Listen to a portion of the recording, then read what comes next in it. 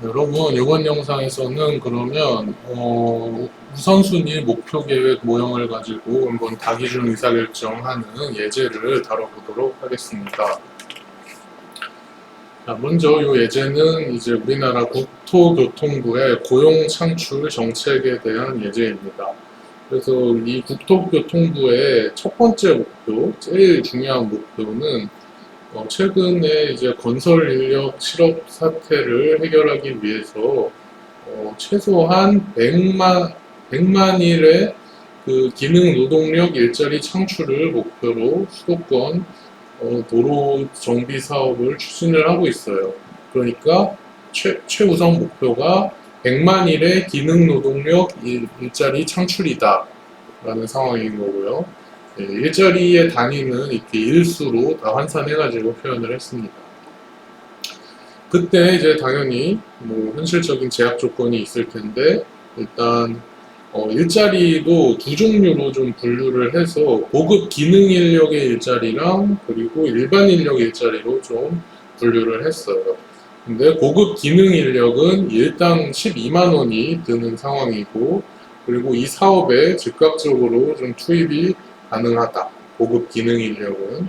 근데 일반 인력은 바로 투입이 안 되고 재훈련을 실시해야 투입이 가능한 거고 그때 훈련 비용까지 포함을 하면 일반 인력에 대해서는 하루에 20만 원씩의 비용이 소요가 된다.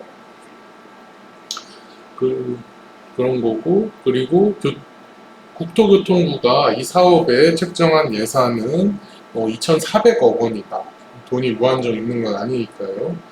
그리고 예산의 증액은 어떠한 경우에도 불가능한 상태입니다. 2,400억 원이라는 제약 조건이 굉장히 강한 제약 조건이다라는 거고, 그리고 국토교통부의 또 주된 목적은, 그러니까 제일 목적은 이렇게 100만 일의 일자리를 창출해서 어떤 건설 기능 인력의 실업 문제를 해결하는 건데, 근데 이제 노동조합이나 그러니까 노조나 다른 관련 정부 부처의 압력이 있어서 또 다른 이제 좀 후순위 목표들도 감안을 하고 있어요. 그래서 두 번째 목표를 보면 일반 인력을 최소한 고급 기능 인력 이상으로 고용할 것. 그러니까 일반 인력 뭐 일자리를 100일만큼 창출했으면 고급 인력 일자리도 100일 이상 창출해야 된다. 그 반대네요. 잘못 말했네. 고급 인력, 고급 기능 인력 일자리가 100일 창출됐으면 일반 인력 일자리는 100일 이상으로 창출돼야 된다는 거고, 목표 3은 일반 인력은 재훈련을 거쳐야 되니까 40만 일 이하로 좀 유지를 할 것. 근데 이 목표 2, 3 중에서는 또 목표 2가 목표 3보다 훨씬 중요한 걸로 간주되고 있다. 그래서 제가 목표의 번호를 1, 2, 3 이렇게 붙였는데 중요한 순서대로 붙인 거예요. 1이 제일 중요, 2가 그 다음 중요, 3이 그 다음 중요. 그래서 이 문제를 한번 우리 우선순위 목표 계획으로 한번 해결을 해볼 건데 두 단계를 거쳐서 해볼 거예요. 결국 우선순위 목표 계획, 아무튼 목표 계획도 결국 선형 계획, LP 모델 기반의 다기준 의사결정 방법론이기 때문에 일단 문제를 좀 주어진 상황을 LP로 선형 계획 모형으로 좀 수립을 하고 그 다음에 그걸 가지고 우선순위 목표 계획이라는 어떤 단계적인 방법론을 적용해가지고 이 문제에 대해서 제일 좋은 해답을 한번 도출을 해보겠습니다. 첫 번째 단계 선형 계획적으로 이 상황을 한번 분석을 하는 건데요. 먼저 모든 목표가 100% 달성될 수 있는지 한번 확인을 한번 해보자. 확인 한번 해보기 위해서 가능의 영역이 있는지 이렇게 지금 줄글로 주어진 문제이지만 이거를 좀 수식화 해가지고 그 LP 최적화 문제에 대해서 가능해라는 게 존재를 하는 건지 한번 판단을 해보자. 자, 그래서 결정 변수로 이렇게 x1, x2를 정의했는데 결국 x1은 고급 기능 인력의 고용 수준, 그러니까 고급 기능 인력 일자리를 며칠 만드냐, 단위는 1000일 단위로 하고요. 그리고 x2는 일반 인력의 고용 수준이고 그러니까 일반 인력 일자리를 얼마나 창출을 했느냐. 단위는 다 천일 단위로 해가지고. 그러니까 결국, 이 총 고용 수준을 얘기하려면은 총 고용 수준이 지금 뭐 100만 일이 되고자, 100만 일 이상을 만들고자 하는 거죠. 그때 총 고용 수준은 X1 플러스 X2로 이제 표현이 되는 거죠. 이 고급 기능 인력 일자리 수랑 일반 인력 일자리 수를 합친 X1 플러스 X2. 그런 총 고용 수준이 우리의 목표치가 100만 일이니까 그 100만 일 이상이어야 된다라는 목표가 하나 있겠죠. 그러니까 이런 제약식으로, 부등식으로 이제 수식화할 수가 있죠. 지금 100만 일인데 단위를 다 1000일 단위로 했으니까 100만이 1000이 돼가지고 여기 우변에 가 있고 좌변은 총 고용 수준, 고급 일반 합쳐서 총 고용 수준을 나타내는 좌변인 거고요. 두 번째 목표는 일반 인력을 최소한 고급 기능 인력 이상으로 고용해야 된다. 요 얘기를 하는 거고요. 그 말인즉슨 X2가 X1 이상이어야 된다라는 얘기인 거고, 그게 두 번째 목표. 세 번째 목표는 일반 인력의 고용 수준은 40만 일 이하로 유지되어야 된다. 요거 얘기하는 거고요. 그러니까 일반 인력 고용 수준 X2가 40만 일, 근데 1000일 단위니까 400으로 우변에 들어가고 X2가 400 이하여야 된다는 거. 그 다음에 그때 제약 조건으로는 총 소요 경비가 예산이 2,400억을 초과할 수는 없다. 요 얘기하는 거죠. 근데 요 돈에 대한 단위는 또 1,000만 원 단위로 해가지고 여기 우변에 24,000으로 써놨습니다. 24,000, 1,000만 원 해가지고 2,400억 원이 이제 된다고 보면 되겠습니다. 근데 총 소요 경비는 결국 고급 기능 인력은 우리 줘야 되는 돈이 일당 12만 원이고 일반 인력은 20만 원이라고 했으니까 12만 원 곱하기 고급 기능 인력 고용 수준 플러스 20만 원 곱하기 일반 인력 고용 수준, 이게 24,000, 그러니까 2,400억을 이렇게 1,000만 원 단위로 해서 쓴 거죠. 24,000 이하여야 된다라는 거.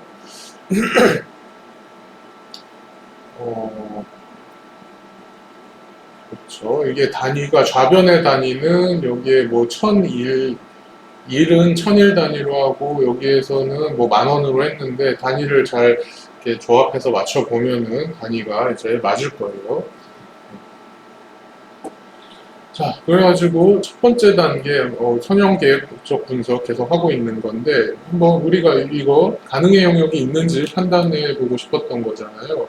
그거를 하기 위해서는 점프를 통해서 점프로 LP 모형을 만드는데 목적식을 설정을 안 하고 만들고 풀면 돼요. 그러니까 한번 해볼게요. 이거는 여기서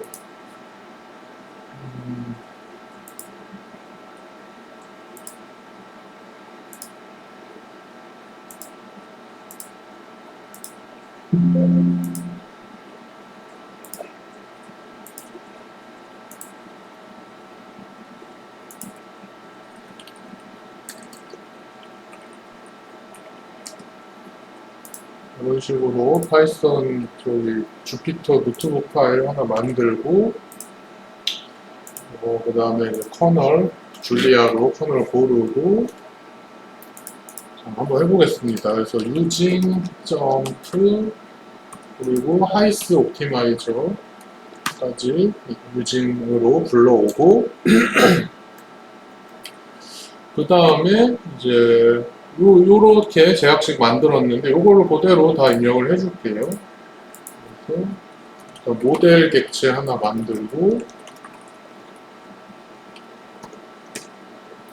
그리고 변수로 x1, x2가 있으니까 모델에다가 x 뭐야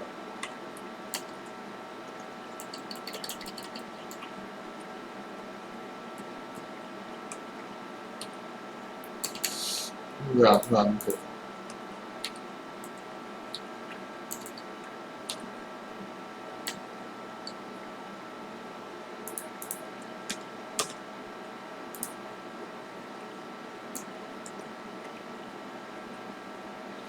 이상하게 안 되네. 그냥 x1 이렇게 그냥 하겠습니다.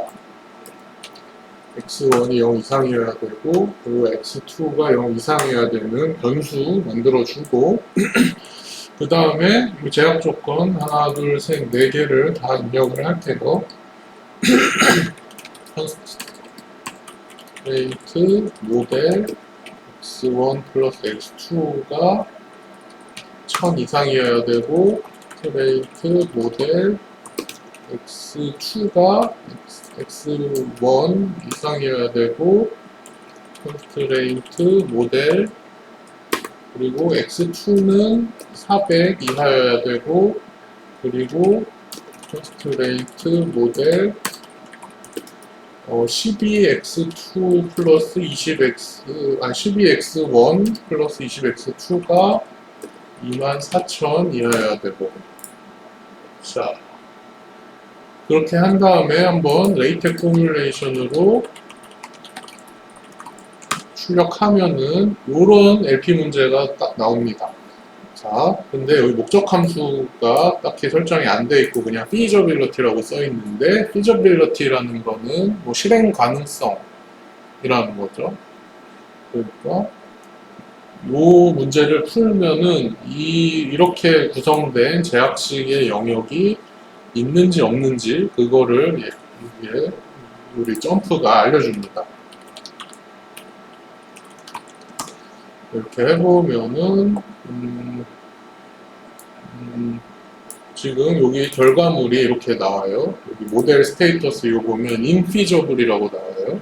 그 말인즉슨 이 모든 제약식을 만족하는 가능의 영역은 없다. 이 문제는 infeasible 문제다. 실행 불가능한 문제다. 라는 얘기입니다.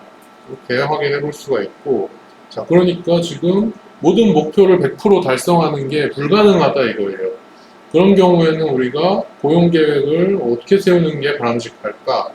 이런 경우에 이제 목표 계획법이 딱 등장을 하는 거고, 그래서 우선순위 목표 계획 모형은, 그러니까 목표 계획 모형 아까 두 종류 있다고 했죠. 우선순위 있고 가중합계 있는데 지금 우선순위 하고 있으니까 그거는 각 목표의 미달치랑 초과 달성치를, 그러니까 미달치에 해당하는 변수 그리고 달성치에 해당하는 변수, 그런 것들을 도입을 한 다음에 그 중에 이제 미달치를 좀 체계적으로 감소시켜 나가는 그런 방법입니다. 왜냐면은 초과 달성은 사실 하면은 뭐 좋은 거지 뭐 나쁜 건 아니니까요. 미달치를 체계적으로 감소시켜 나간다. 자, 어떤 식으로 하는지 살펴보자면은 일단 첫 번째 목표부터 좀 볼게요. 그러니까 요 제약식들 중에 요게 이제 최우선 목표, 요거 첫 번째 목표니까. 첫 번째 목표는 최소한 100만인의 일자리를 창출하는 건데, 우리 선형계획적 분석에서 봤을 때 이런 목표치의 달성을 사실 항상 보장할 수 있는 건 아니라서 앞에서처럼 단정적인 제약식은 좀 바람직하지 못하다 이거예요. 그러니까 고용 수준이 무조건 1000일 이상이어야 해 라고 너무 단정적으로 제약식을 설정하는 게 지금 상황에서 바람직하지 않다. 그보다는 일자리의 총합이 목표치인 1000을 초과할 수도 있고, 초과 달성할 수도 있고, 또는 1000보다 조금 미달할 수도 있다라고 표현할 필요가 있다는 거고, 그거는 어떻게 하냐면은 이제 목표치를 초과하는 양, 그거를 초과 또는 익세스라고 하죠. 뭐 서플러스라고 해도 되고, 익세스를 나타내는, 초과량을 나타내는 변수로 이 원을 도입하고, 여기에다가 밑에 첨자를 붙이는 이유는 앞으로 이거 이 하나, 둘, 셋, 네 개에 대해서 다 할 거라서 지금 목표 1이니까 1을 붙이는 거예요. 이 원을 초과 달성, 요거에 대한 초과 달성치로 도입하고, 그거에 대한 미달치는 deficiency라고 해서 D1으로 도입을 해서 목표원을 일단 이렇게 좀 표현할 수가 있어요. 그래서 요거를, 요 노란색으로 한 거를 일단 이렇게 써주고, 근데 이렇게 써줬다는 게 사실 이 x1 플러스 x2가 어떤 실제 그 총 일자리 그 창출된 총량인 거고, D1이라는 거는 그 그거에 이제 미달되는 양. 왜냐하면 이 좌변이랑 우변이 등식으로 같아야 되는데, 예를 들어서 우리가 어떤 x1, x2를 정했어요. 정했는데 그게 1000에 좀 미달되는 거예요. 예를 들어서 x1, x2를 합쳐서 800이라고 쳐봐요. 그런 경우에는 목표 1000에 좀 미달되는 거죠. 800밖에 못했으면. 그런 경우에 이 등식을 만족시키려면은 새로운 변수 하나가 들어와가지고 200에 해당되는 변수가 있어야 되는 건데, D1, 미달되는 양을 나타내는 변수 D1이 그런 역할을 해주는 새로운 변수이다. 반대로 E1이라는 거는 이 초과량을 나타내는 거니까, 만약에 X1, X2를 더했는데 이게 뭐 1500이 나왔다고 쳐. 1500이 나오면은 1000보다 사실 500 더 달성한 거잖아요. 근데 이 좌우변 등식이 우린 같으면 좋겠어. 그러면은 1500에서 500만큼 빼주는 항이 있어야 되는데, 이 마이너스 2원이 그런 역할을 담당하는 항이다. 그래서 이렇게 이런 부등식 제약식에다가 이 초과량 나타내는 변수 2원을 빼주고 미달량 나타내는 변수 D1을 더해줘서 이런 등식으로 바꿔준 거예요. 그때 D1, E1은 둘 다 양수로 잡아놨기 때문에 부호를 이렇게 붙여준 거고, 그리고 생각해보면은 E1이랑 D1 중에 둘 중 하나는 또 반드시 이제 0이 되어야 되겠죠. 지금 현실 상황을 봤을 때. 왜냐면은 x1 플러스 x2가 두 가지, 세 가지 상황이 있을 수 있겠죠. 여기 밑에 있는데 x1 플러스 x2가 1000보다 커, 초과고, 그게 한 경우, 두 번째 경우는 x1 플러스 x2가 1000보다 미만인 경우, 아예 작은 경우, x1 플러스 x2가 1000이랑 똑같은 경우, 세 가지 경우인데, 이 첫 번째 경우에서는 사실 이게 이제 초과 달성한 거니까 이 원만 있어야지, 이제 D1은 사실 이 변수의 의미로 봤을 때 초과 달성한 상황인데 거기에서 부족량이 얼마만큼 있다는 게 사실 모순되잖아요, 논리적으로. 그러니까 이런 경우에는 이제 이 원이 요 등식에서 봤을 때 이 원을 우변으로 넘기고 1000을 좌변으로 넘긴 다음에 D1, 초과량이 있는 상황은 미달량이 없는 상황이니까 D1에는 0 넣어가지고 이런 관계가 되는 거죠. 이런 경우는 이 원이 x1 플러스 x2 빼기 1000이고 그게 0보다 큰 상황이고, 그리고 D1은 0인 상황이다. 경우 2도 비슷해요. 경우 2는 이제 우리가 이렇게 미달로 달성한 경우죠. 그 경우에는 지금 미달인 경우인데 초과량이 있다는 게 논리적으로 우리 변수의 의미를 봤을 때 말이 안 되니까, 그때는 지금 D1이 어떤 양수값으로 있는 건데, D1은 지금 이 원은 없는 거 0이어야 되니까 1000 빼기 x1 빼기 x2, 그래서 D1 값이 이렇게 되게 되고 그게 0보다 크면서 이 원은 이제 0인 그런 상황이라고 할 수 있죠. 두 번째 경우는. 세 번째 경우는 목표치를 정확하게 달성한 경우, x1 플러스 x2가 1000인 경우고, 그 경우에는 D1, E1 둘 다 필요 없으니까, 초과도 안 했고 미달도 안 했으니까 0인 거죠. 그러니까 논리적으로 봤을 때 초과량이랑 미달량은 동시에 0이 될 수는 동시에 0보다 클 수는 없고, 이 경우에 이제 둘 중 하나는 반드시 0이어야 된다. 어느 하나가 양수면은 다른 하나는 0이고, 반대도 마찬가지입니다. 그래서 사실 이런 제약 조건에다가 이런 E1, D1을 도입해서 이렇게 써주고, E1, D1은 비음 조건을 가지면서, 세 번째 조건은 약간 논리적인 제약 조건이라고 할 수 있어요. 지금 이 상황에서 우리가 E1, D1 중 둘 중 하나가 반드시 0이라는 제약 조건을 수식으로 명시적으로 포함시키지는 않습니다. 그렇게 할 수 있는 방법도 이제 수리계획법에 당연히 있긴 한데 여기서는 그렇게 안 하고요. 논리적인 이런 제약이 있다. 두 번째 목표는 일반 인력 일자리 X2를 고급 기능력 일자리 X1 이상으로 만드는 거라서 사실 이런 제약식이죠. 그러니까 X2가 X1 이상이라는 건데 이제 요건데 여기서 하나를 우변이나 좌변으로 넘겨가지고 그러니까 X1을 좌변으로 넘겼어요. 그래서 이렇게 표현이 된 거고, 이거 역시 달성이 항상 보장되지 않을 수 있으니까 앞에서 이렇게 E1, D1 도입한 거랑 유사하게 이제 E2, D2를 도입해가지고 이렇게 표현을 할 수가 있습니다. 마찬가지로 둘 중 하나는 반드시 0이어야 된다라는 제약이 있고요.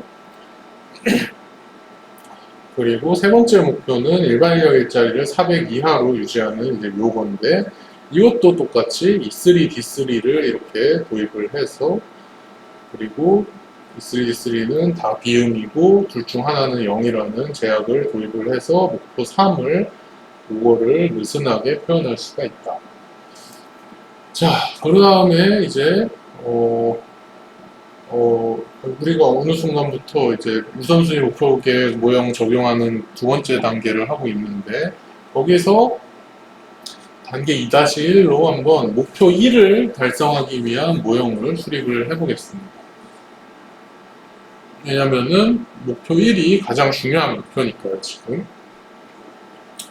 자, 그래서 이 목표에 미달하는 양을 나타내는 변수를 최소화하는 게 가장 우선순위가 높은 그 목적이겠지요. 그러면 초과는 해도 상관없으니까, 하면은 뭐 좋은 거니까 반드시 할 필요는 없으니까. 근데 미달은 가능한 우리가 안 됐으면 좋겠으니까, 그래서 미달치에 해당하는 변수 D1을 최소화하는 그런 수리계획 문제를 이렇게 만든 거예요. 그래요. 보면은 이 밑에 서브젝트 2 밑에 있는 건 다 우리가 이렇게 만든 제약 조건들 다 모아놓은 거고, 목적 함수는 이 D1을 최소화한다라는 미니마이즈 D1이 된 거고, 그래서 이런 모형, 수리계획 모형을 우리가 A1이라고 이름을 잠깐 붙여두겠습니다.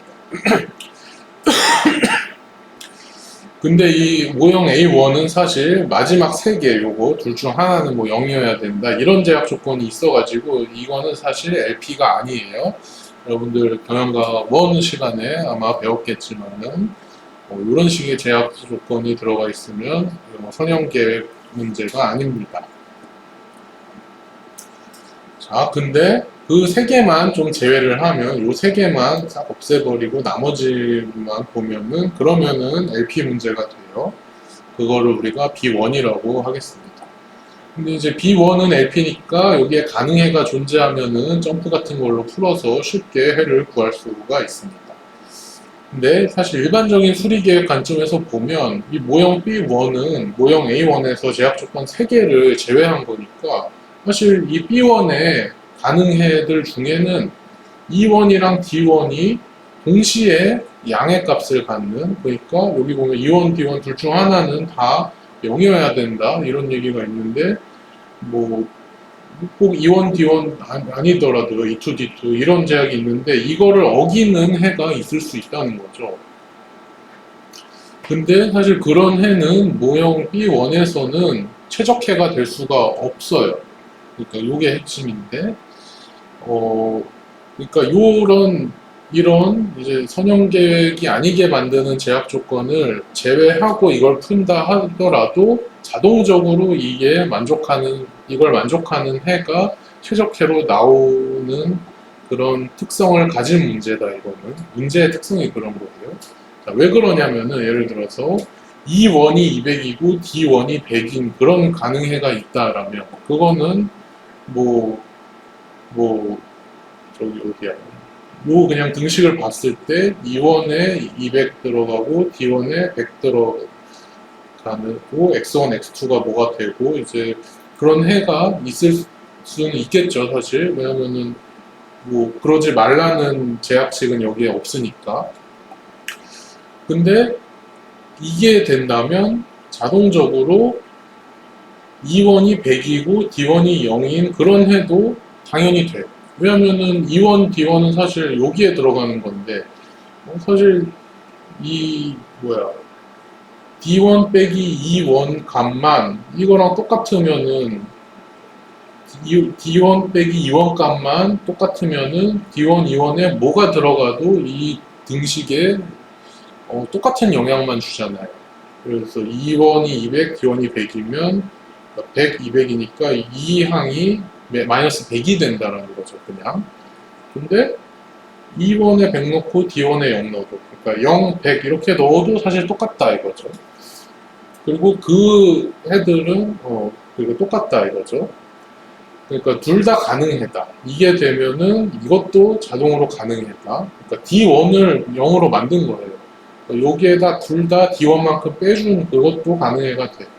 근데 그런 경우에는 우리 목적 함수를 봤을 때 D1을 최소화하는 게 이 문제의 목적 함수니까 그리고 두 개의 가능해가 있으면은 이 LP를 풀면은 그 LP 알고리즘은 당연히 이 D1을 최소화하는 방향으로 풀 거기 때문에 이 두 개의 해 중에는 D1이 더 작은 이 해를 선택을 하게 될 거라는 거죠. 최적화를 했을 때. 아, 그러니까 지금 이 문제는 아니 요게 요런 거를 요런 제약 조건을 명시적으로 포함 안 해도 이런 제약식의 형태랑 목적 함수의 형태를 봤을 때 자동적으로 이거를 만족하게 되는 해가 최적해가 되도록 나오는 특징을 갖고 있다라는 얘기입니다. 자, 그러니까 하고 싶은 얘기는 우리는 이게 LP가 아니라서 좀 걱정을 했는데 잘 보니까 이거 없어도 그냥 이 조건 자동 만족이 되네. 그러면은 그냥 저거 없앤 LP 모형 풀면 되겠다. 그런 얘기를 하는 거죠.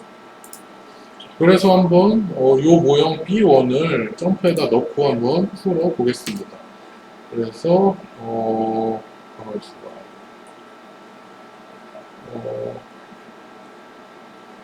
그냥 아까 전에는 요거를 재활용해도 되지만은 그냥 새로 만들어서 해보겠습니다. 모델에다가 모델을 다시 리셋하기 위해서 다시 이렇게 모델 하이스 옵티마이저 넣어서 빈 모델 만들어주고 그 다음에 베리어블로 모델 이것도 계속 안 되네. 왜 안 되지? 조금 다시 실행해 볼게요. 그러면 될 것 같아요. 좀 보기 좋게 해주는 게 좋으니까. 그래서 이거 다시 실행을 하고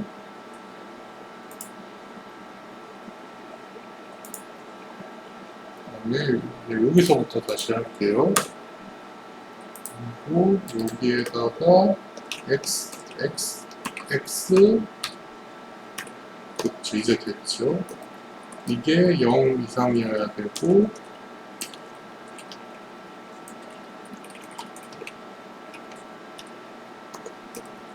이것도 0 이상이어야 되고 그리고 우리가 E1, D1, E2, D2, E3, D3라는 그 변수들도 또 넣었으니까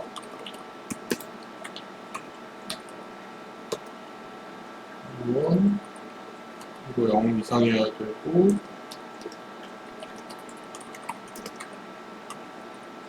이것도 0 이상이어야 되고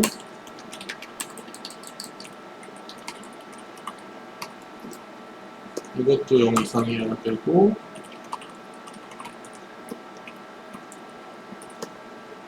얘도 0 이상이어야 되고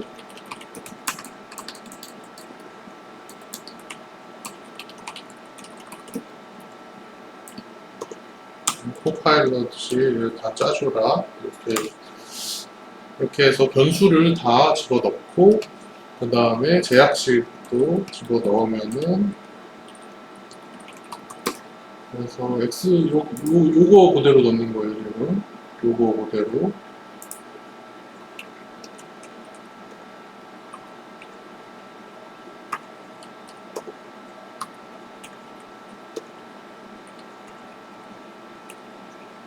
이게 는으로 하면 안 되고 요거는 는은 이렇게 는으로 해야 됩니다. 컴퓨터는 아니네. 미안. 아닌가? 는으로 해도 되나? 는으로 하면 안 되지. 는으로 해야지. 얘는 이거를 등식으로 받아들여요. 그리고 두 번째 제약식도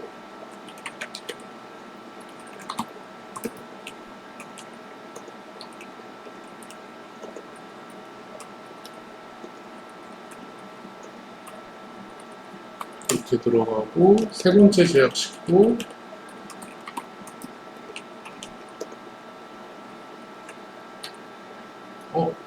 세 번째 제약식 요거 오타 같습니다. 요거가 3이 돼야, 아니구나. 이거 3 안 돼도 됩니다. 미안합니다.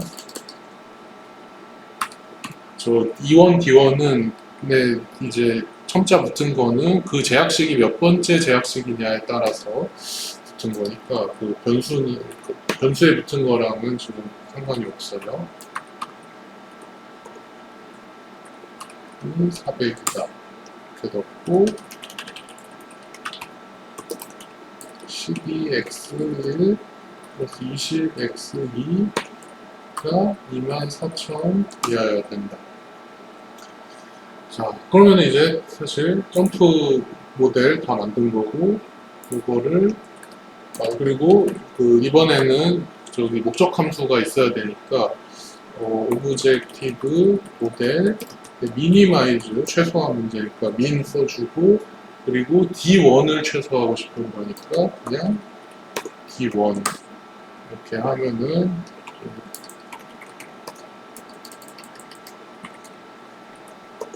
출력 한번 해보면은 이렇게 나와요. 요거랑 똑같이 나오는 거고.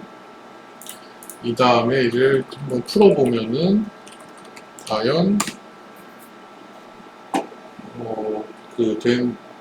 이 D1 값이 뭔지 이제 나오겠죠. 일단은 이 모델 스테이터스를 보면 최적해까지 푼 거고, 그때 최적의 목적식 값이 0으로 딱 나왔으니까, 그러니까 최적해가 찾아졌고 변수 D1의 값이 0이니까 목표 1은 우리가 100% 달성할 수 있는 거다라는 거를 확인할 수가 있습니다. 목표 1만 봤을 때 그렇다는 거죠.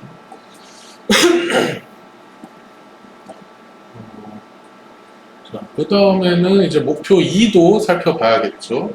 근데 이제 두 번째 목표는 뭐였냐면 이거였어요. 두 번째 목표에 대한 제약식은 일단 이거였고, 그리고 그거는 또 느슨한 제약식으로 써가지고 이렇게 썼었어요. 이렇게 썼고, 자, 근데 이번에 이제 두 번째 목표를 달성하고 싶은 거니까 그거는 지금 두 번째 목표가 일반 인력 일자리가 고급 인력 일자리 이상이어야 된다는 거니까 이 목표에 이것도 미달되는 양을 나타내는 변수 D2를 최소화해야 되겠죠. 초과하는 거는 여기서는 별 상관없으니까 초과 달성하면 좋은 거니까 D2를 최소화하는 수립 모형을 수립을 해야 하는데, 근데 여기 중요한 거는 두 번째 목표의 추진은 그거보다 우선순위가 높은 첫 번째 목표가 100% 달성된 상황 하에서 추진되어야 되니까, 그래서 첫 번째 목표가 달성됐다, 그러니까 미달되지 않았다라는 의미의 D1은 0이다 라는 제약 조건을 하나 추가하면서 그 다음에 D2를 최소화하는 그런 LP 문제를 만들어야 됩니다. 자, 그 다음에 E1, D1 중에 둘 중 하나는 0이다. E2, D2 중에 둘 중 하나는 0이다. E3, D3 중에 둘 중 하나는 0이다. 이거는 사실 아까랑 똑같은 논리로 이제 필요가 없어요. 이게 있으면 LP가 아닌데 이거를 삭제하면 LP가 되고, 근데 이걸 삭제한 LP를 풀어도 자동적으로 이게 만족이 된다라는 그 논리 앞부분에 얘기를 했으니까 그냥 이제 요거를 풀면은 되겠습니다. 그래서 이것도 한번 이거를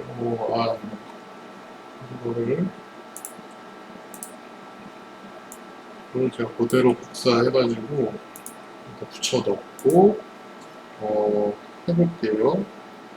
지금 요거를 이제 똑같이 입력을 한 거니까 여러분들 알면 되고, 지금 위에 거에서 위에 모델 아까 한 모델에서 달라진 거는 사실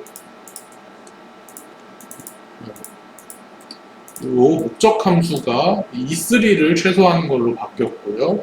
그리고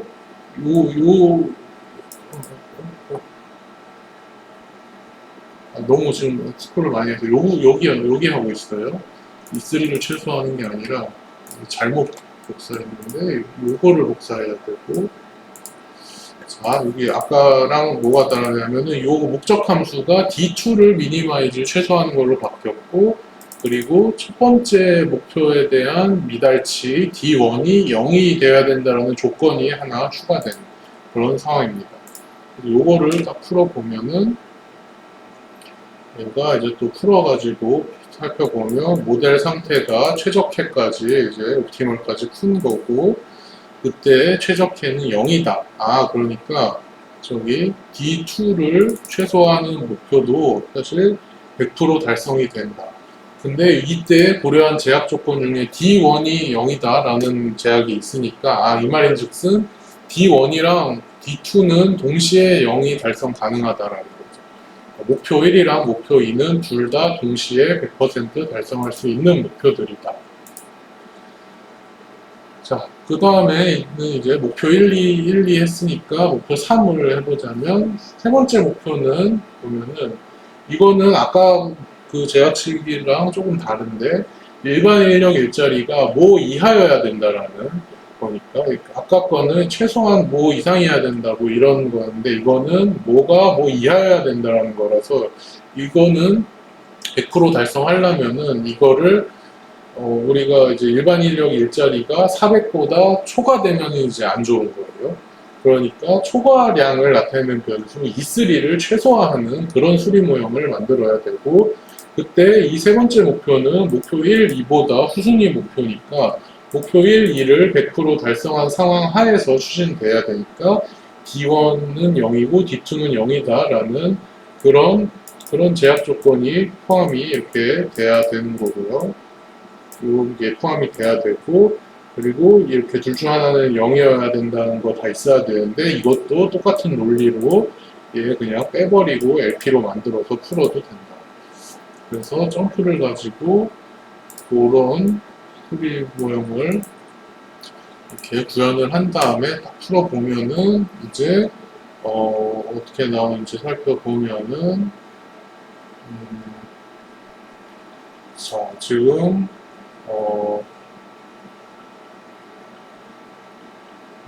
보면은 이것도 이제 최적해까지 풀긴 푼 거예요. 옵티멀이라고 나오고, 그리고 여기 우측에 있는 스크린샷은 밑에 있는 요거 솔루션 서머리 이걸로써 이제 나온 건데, 어쨌든 여기도 다 있어요. 터미네이션 스테이터스가 옵티멀, 그러니까 최적해를 찾긴 찾았다. 근데 그때 최적 목적식 값을 살펴보면 그게 1 곱하기 10의 2승, 즉 100이라는 거예요. 100.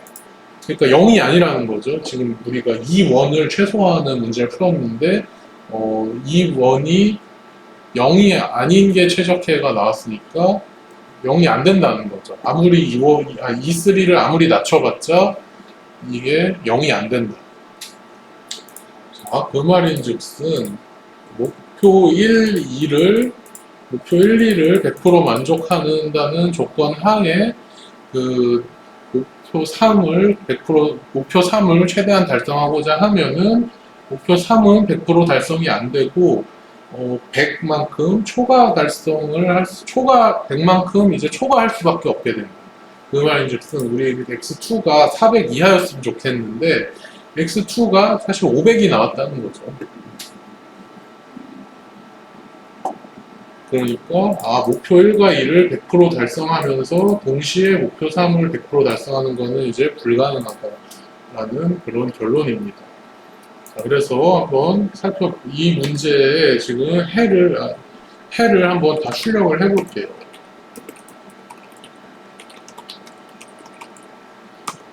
그리고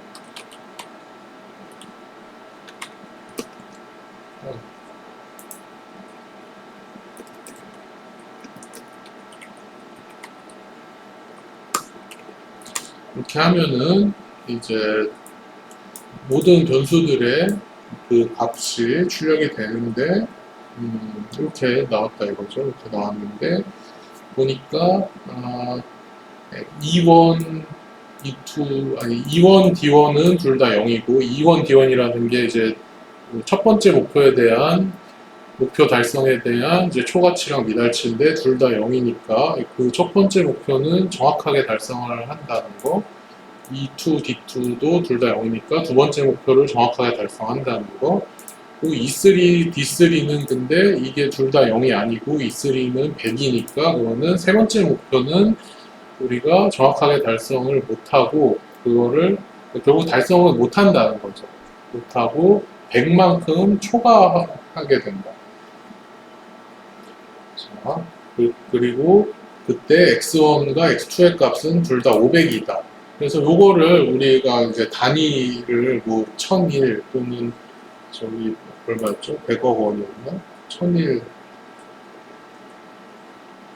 또는 1000만 원 이렇게 했으니까 그 단위를 다시 되살려서 해석을 해보면 우선순위 목표 계획의 결과로 국토교통부가 내릴 수 있는 가장 바람직한 의사결정은 고급 기능 인력 일자리를 500만큼, X1 500만큼, 근데 이제 거기다 1000일을 붙여가지고 그러니까 50만 일만큼 만들고 일반 인력 일자리도 X2는 500이니까 50만 일만큼 만드는 것이고 그 경우에 목표일이랑 2는 100% 달성이 되지만 그러니까 목표일이라는 게 이거죠.